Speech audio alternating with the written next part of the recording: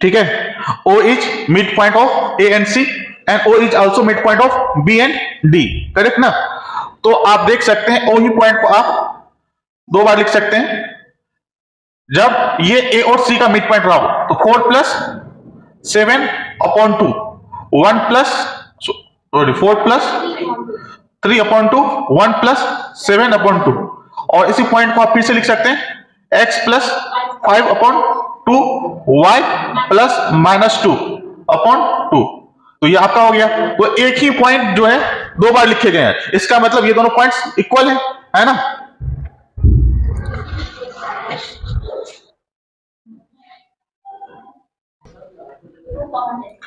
तो ये वाला इनके बराबर होगा, तो मैं लिख सकता हूं यहां से 4 7 is equal to x plus 5, दो नीचे से कैंसिल आउट हो जाएगा। तो यहां से x की कितनी वैल्यू आ गई 2 and 4 is equal to y minus 2 is equal to 2। तो यहां से y की वैल्यू कितनी आ जाएगी 10, है ना। आ गया ना। तो यही क्वेश्चन था, कितना आसान था। इसमें कोई ए लिख रहा है, कोई बी लिख रहा है, पता नहीं। लिखो एग्जाम्पल, लिखिएगा। नेक्स्ट एग्जाम्पल लिखो, line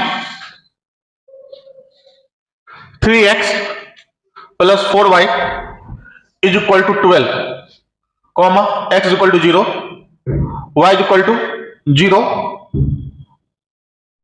from a triangle, find the center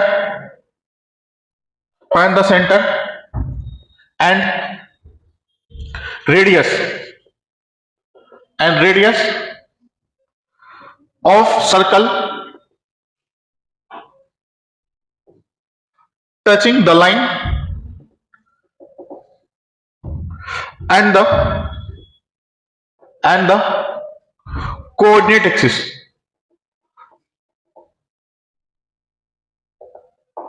and the coordinate axis. Line draw करने आता है ना आप लोग को, मैंने सिखाया था। तो आप लाइन ड्रॉ कीजिए, कार्टेशियन कोऑर्डिनेट ड्रॉ कीजिए, फिर लाइन ड्रॉ कीजिए, यही डायग्राम बनेगा।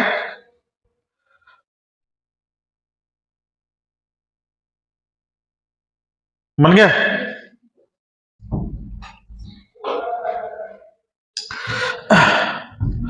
तो आप इस ट्रायंगल का अगर एरिया निकालना चाहेंगे, एरिया ऑफ ट्रायंगल एबीसी, जिसको मैं डेल्टा से डिनोट कर रहा हूं, एरिया ऑफ ट्रायंगल एबीसी कैसे निकल के आएगा, half into base into height.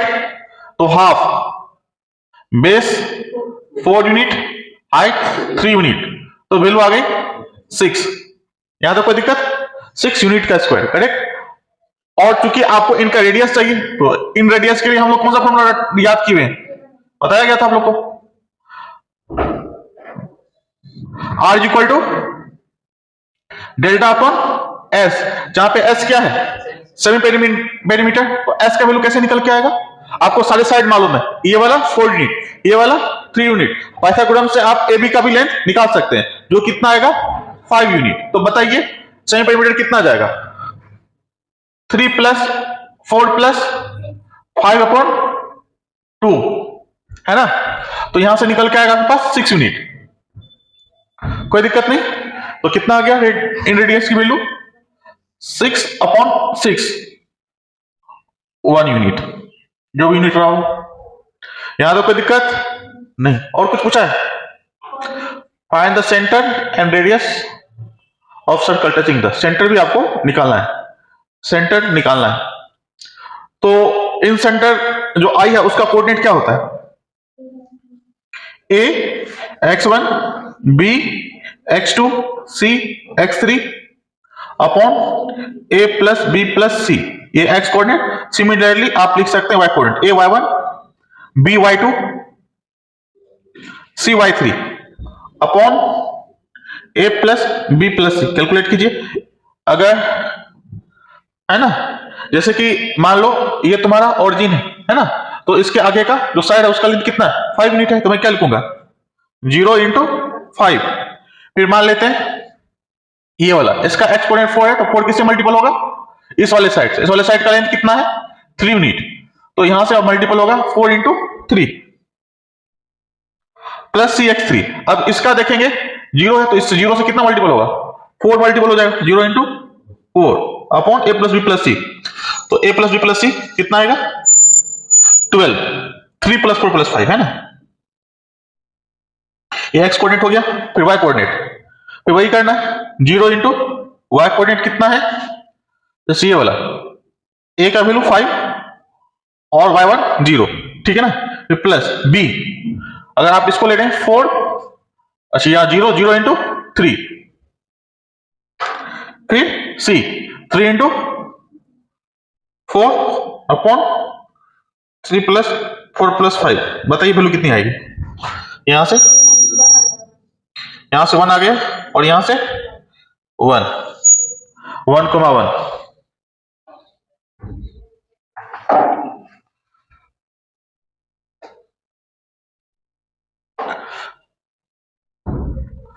आ गया।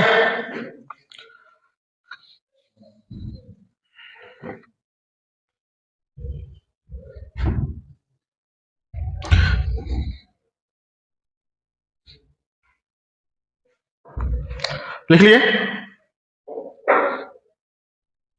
तो क्वेश्चन है orthocentre and circumcentre of triangle ABC are AB, CD. If the coordinate of the vertex A is x1 y1, then find the coordinate of middle point of BC। तो हम लोग एक diagram बनाते हैं, ठीक है। तो यहां पे A हो गया, B हो गया और ये पॉइंट C हो गया वर्टेक्स, और A का कोऑर्डिनेट देके रखा है x1, y1, करेक्ट। तो अभी चलिए ठीक है,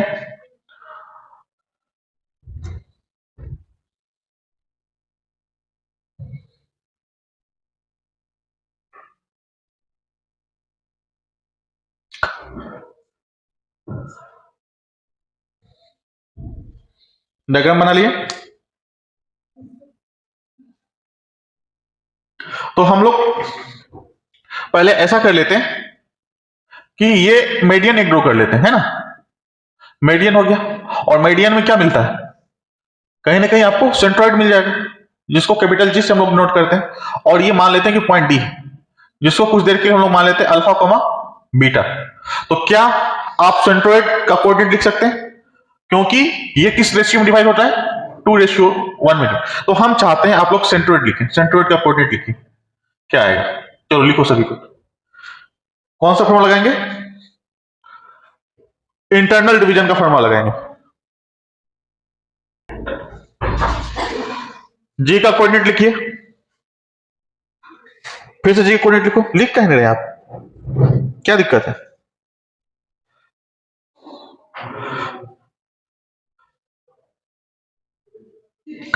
जी का कोऑर्डिनेट फिर से लिखना किस रिलेशन से, HGO, ठीक है ना। HG अपॉन GO का रेशियो 2:1 होता है, ऑर्थो सेंटर, सेंट्रॉइड और सर्कम सेंटर, है ना।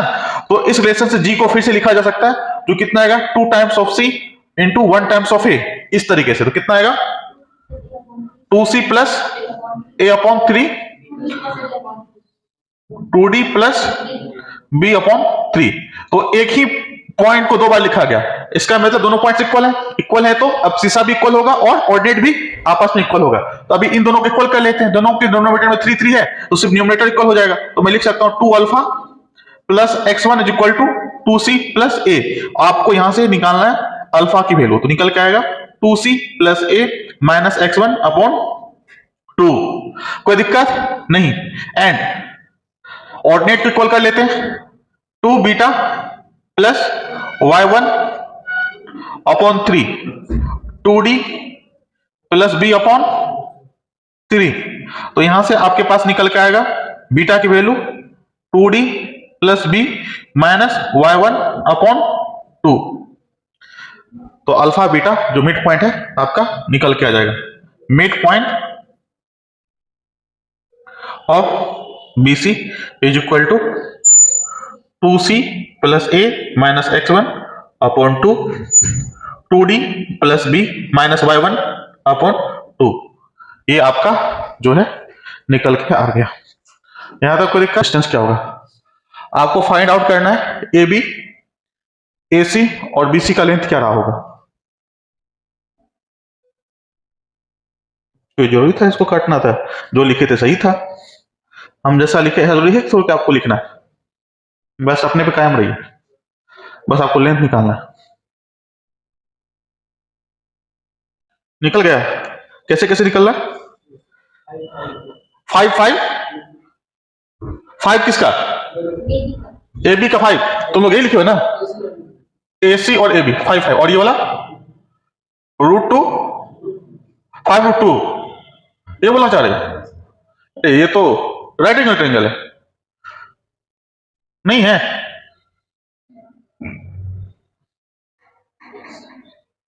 आइसोसेलेस राइट एंगल ट्रायंगल, तो ये एंगल कितना हो गया? 90 डिग्री, करेक्ट ना? तो ऑर्थो सेंटर इसमें कहां पे लाई करता है? तो ऑर्थो सेंटर पूछा है क्या? नहीं पूछा है। तो चलो मान लेते हैं ये तुम्हारा ऑर्थो सेंटर हो गया, करेक्ट। सेंट्रोइड का कोऑर्डिनेट निकालिए, सेंट्रोइड का कोऑर्डिनेट निकालिए। सभी को ऐड कर लें, तीनों को ऐड करेंगे तो 5 आएगा, 5/3। और इन तीनों को ऐड कीजिए, 1/3। यहां तक किसी को दिक्कत नहीं? हमसे क्या पूछा गया?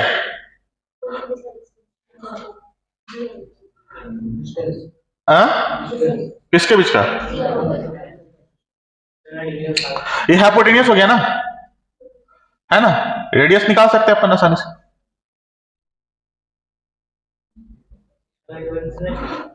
अच्छा ठीक है, सेंट्रोइड आ गया ना। अभी एच आप ऐसे भी कर सकते हैं, जैसे कि राइट एंगल ट्रायंगल इधर हो गया ना ऐसे करके,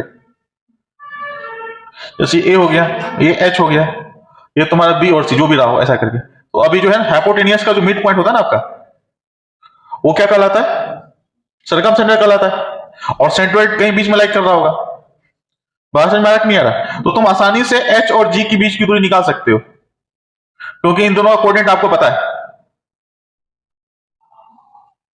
है ना? या वो नहीं भी कर सकते तो तुमको बीसी का पता है, लेंथ, बीसी का लेंथ, बीसी का लेंथ कितना है? 5√2 है। तो ये तुम्हारा सरकम सेंटर हो गया, तो ओसी का लेंथ कितना होगा? 5√2/2, क्योंकि बीसी कितना है?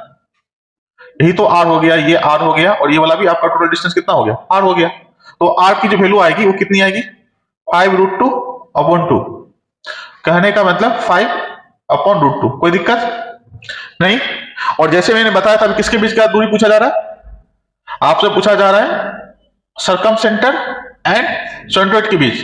तो एच जी ओ, इसमें एच जी अपॉन जीओ का रेशियो क्या होता है? 2:1 होता है। हमसे जीओ पूछा जा रहा है, तो जीओ का लेंथ कैसे निकल के आएगा? जीओ का लेंथ इस तरीके से निकल के आएगा कि जो भी एच ओ का लेंथ होगा, मतलब ये वाला है ना, ओ से एच, मतलब सरकम सेंटर टू ऑर्थो सेंटर, जो कितना है? आर ही है ना। तो आर का 1/3 होगा, क्योंकि रेशियो क्या 2:1 है। तो जीओ 1 यूनिट और एच जी 2 यूनिट, रेशियो देखा जाएगा तो 1/3 आर का। तो यहां से r/3 है ना। और आर की वैल्यू कितनी है आपके पास? यहां पे 5/3√2, 5/3√2।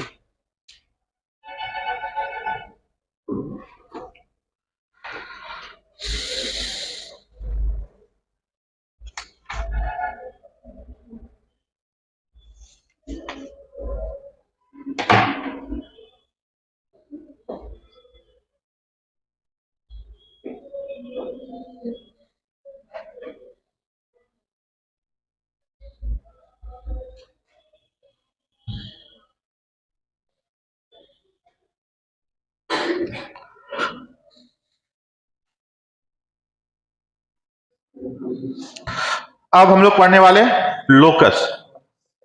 हेडिंग डालिएगा, लिखेगा लोकस। लोकस को समझना होगा कि आखिर लोकस है क्या।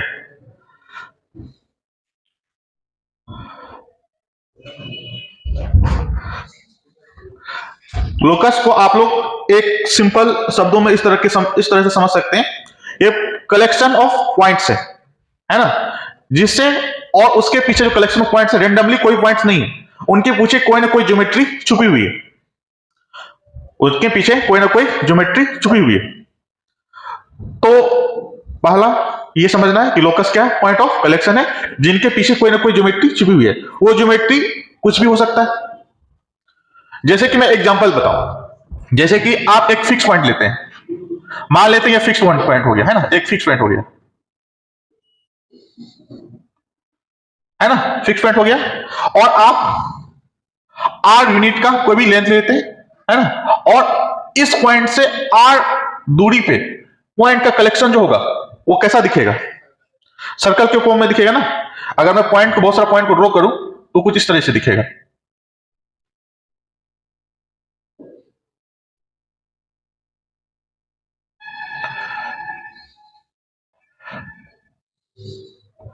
तो ये क्या कहलाएगा, ये जो जितने सारे पॉइंट्स हैं वो लोकस कहलाएगा है ना, ये लोकस कहलाएगा। उसके पीछे ज्योमेट्री क्या है, ये सारे जितने पॉइंट्स हैं, ये सारे जितने पॉइंट्स हैं वो किसी एक फिक्स पॉइंट से समान दूरी बना रहा है, इक्वल डिस्टेंस पे। यहां तो कोई दिक्कत, ये सारे पॉइंट्स कैसे, कितनी दूरी पे, इक्वल डिस्टेंस पे। तो मान लेते हैं कि एक कोई भी रेंडमली जो पॉइंट है वो तुम्हारा कोई भी रैंडम पॉइंट, क्योंकि बहुत सारे पॉइंट है तो ये वेरिएबल पॉइंट्स कहलाएंगे है ना। तो वो पॉइंट को मैं फिलहाल कुछ देर के लिए h की बोल लेता हूं, और ये फिक्स पॉइंट आपको देके रखा होगा। जैसे कि मान लो कि फिक्स पॉइंट तुम्हारा a, b देके रखा हुआ है, तो आप ज्योमेट्री लगा सकते हैं। यहां पे कौन सा ज्योमेट्री लगा सकते हैं, डिस्टेंस फार्मूला लगा सकते हैं। क्या लगा सकते हैं, डिस्टेंस फार्मूला। इसके अनुसार से आप बोल सकते हैं कि ये जो फिक्स पॉइंट है o, a, b, आप OP = r, और इसको जब स्क्वायरिंग करेंगे तो आपको सर्कल का इक्वेशन आ जाएगा, है ना, करेक्ट। एक दो एग्जांपल्स और हम लोग समझने की कोशिश करते हैं। मान लेते हैं ये सन है, ये सूरज और ये अर्थ है ना, ये परिक्रमा करता है अर्थ सन के चारों ओर। कितने दिन में पूरा कंप्लीट करता है, 365 डेज एंड 6 आवर है ना। तो इसकी स्पीड काफी ज्यादा रहती है ना, काफी ज्यादा, ऐसा नहीं कि बहुत धीरे चलता है, धीरे धीरे से सूरज का एक परिक्रमा 250 कर लेगा है ना, संभव है। बहुत दूर, एक सूरज दूर है और उससे भी ज्यादा दूरी पे परिक्रमा करता है, तो सोच सकते हो इसकी स्पीड कितनी होगी। जैसे को कभी तुम देखो आसमान से उल्का गिरते हुए, अगर उल्का का शेप थोड़ा बड़ा हो जाए तो, ज्यादा बड़ा नहीं, जितना बड़ा रिवर वैली का बिल्डिंग उतना बड़ा ही, बहुत बड़ा डैमेज हो जाएगा है ना, क्योंकि उसकी वेलोसिटी जो होती है ना काफी तगड़ा होती है।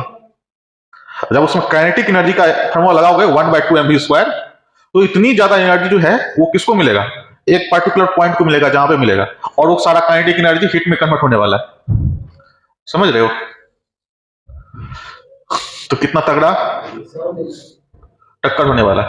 अगर हिमालय जैसा पहाड़, जैसा हिमालय पहाड़ तो तुम देखे हो कहीं एक जगह पर, आप अगर देखा जाए पृथ्वी के कारण उसका कुछ ज्यादा एक पर्टिकुलर एरिया में, जैसे कि माउंट एवरेस्ट को उठा लेते हैं, अगर उतना बड़ा उल्कापिंड अगर पृथ्वी से आके टकराएगा ना, आधा खत्म कर देगा, वो पूरा खत्म ही हो जाएगा अर्थ।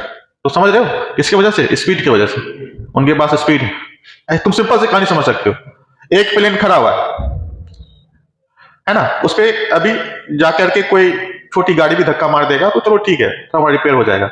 लेकिन तुम सोचते हो कि जब वो आकाश में उड़ रहा होता है और उसमें एक पक्षी भी आके टकरा जाए तो आग लग जाता है।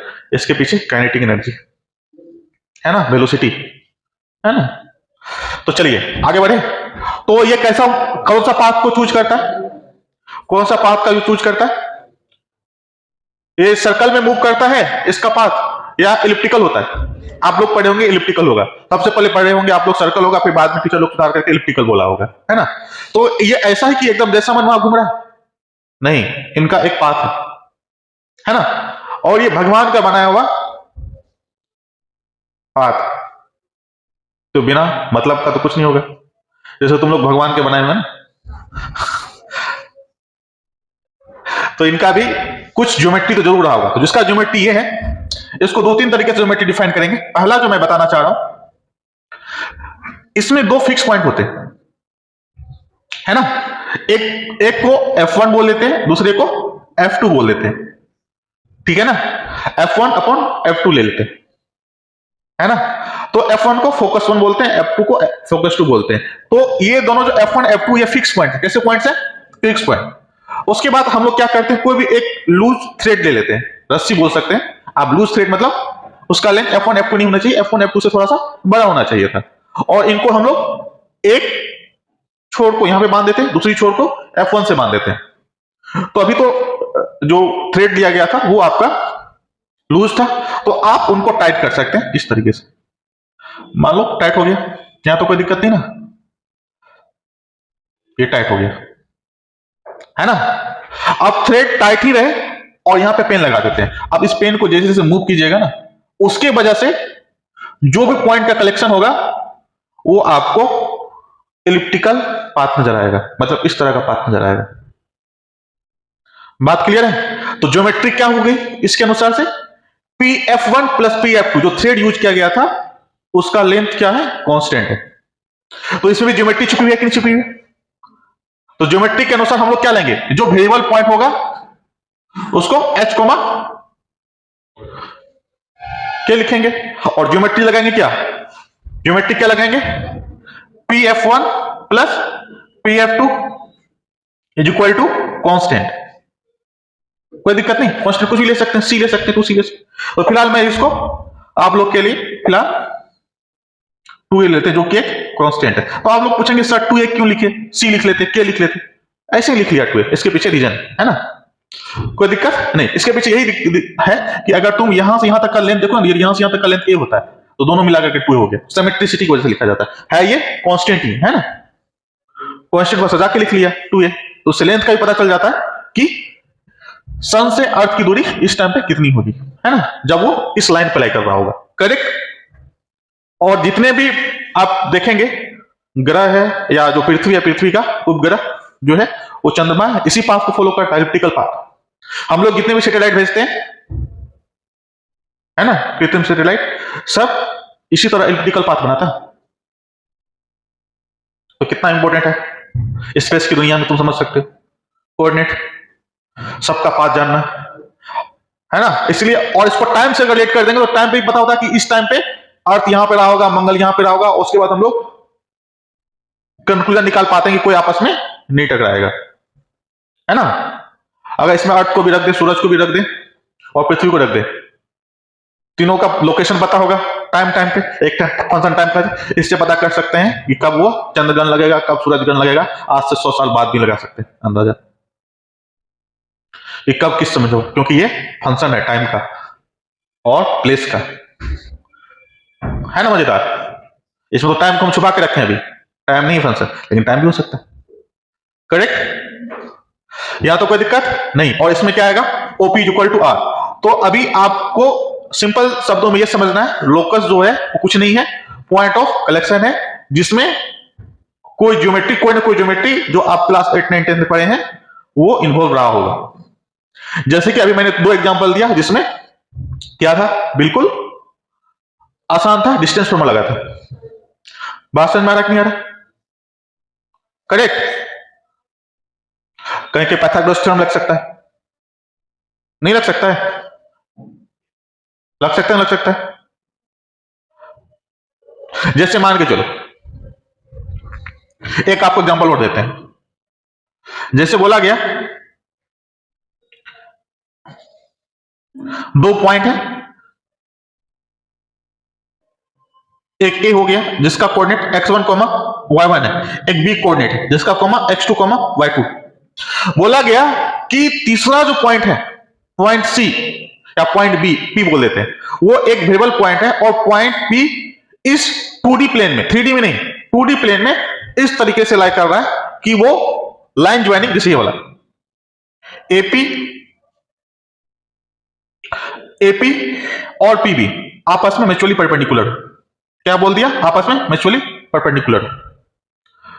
तो ऐसे कितने पॉइंट हो सकते हैं? बहुत सारे पॉइंट्स हो सकते हैं, क्योंकि वेरिएबल पॉइंट है, तो ऐसे बहुत सारे पॉइंट्स हो सकते हैं। तो उस पॉइंट ऑफ कलेक्शन की वजह से एक कर्व बनेगा, उस कर्व का इक्वेशन बताइए, है ना। या ऐसा पूछ सकता, पॉइंट P का लोकस बताइए। लोकस मतलब वो ज्योमेट्री जो है, कौन सा ज्योमेट्री दिख रहा है यहाँ पे?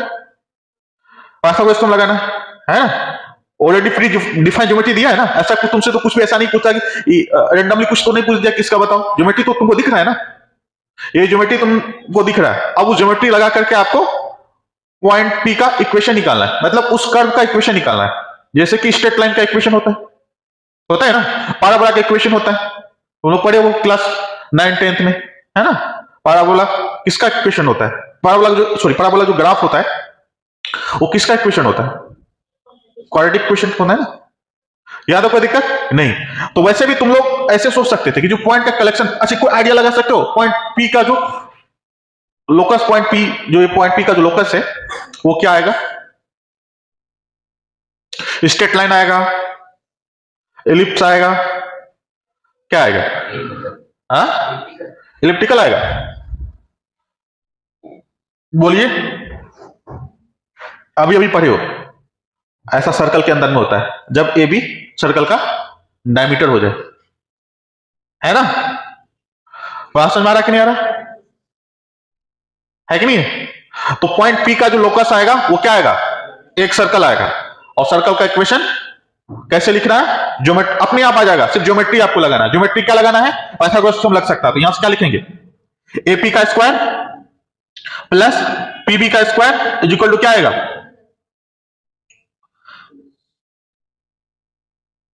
अच्छा, दूसरी बात, ये बात तो समझ में आ गया लोकस। तो अब लोकस समझ में आ गया, तो अब लोकस जो होता है वो एक इक्वेशन को प्रोड्यूस करता है, जो कि जो भी पॉइंट ऑफ कलेक्शन की वजह से जो कर्व बना है उनका इक्वेशन। जैसे कि मैंने आपको एग्जांपल दिया, यहां से क्या बनेगा? एक सर्कल, और ये जो देगा आपको क्या देगा? जब इसको सॉल्व करेंगे तो सर्कल का इक्वेशन देगा। तो जब भी आपका लोकस का प्रॉब्लम होगा, तो जो भी वेरिएबल पॉइंट है, जैसे इसमें पी वेरिएबल पॉइंट है, इसमें भी कौन वेरिएबल पॉइंट है, क्योंकि ये सब वेरिएबल पॉइंट्स है, उसको आप हमेशा क्या मानेंगे? एच कॉमा के मानेंगे। क्या मानेंगे? एच कॉमा के मानेंगे, कोई दिक्कत नहीं, एच कॉमा के मानेंगे, और बाकी बाद में आपको लोकस का